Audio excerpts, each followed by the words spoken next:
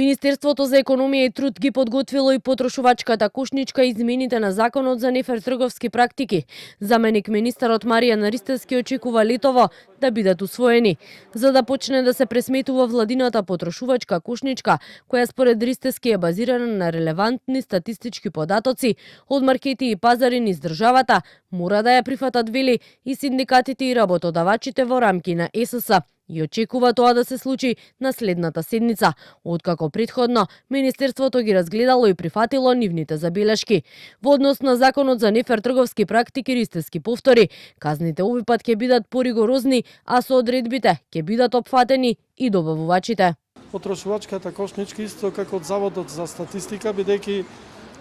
сите оние показатели кои ќе даде ќе биде врз база на релевантни показатели, не само од Државниот завод за статистика, туку и од сите други институции во државата, од маркетите, пазарите и така натаму, ќе ни биде потребна за вакви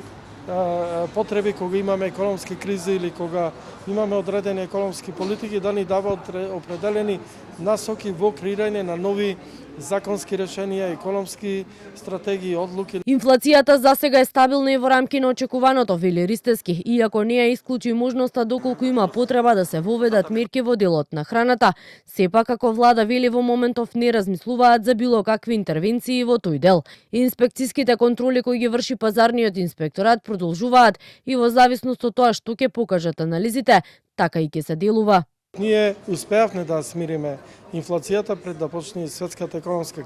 криза и беше проектирана на 2,5 до 3% од страна на Народна банка и владата, меѓутоа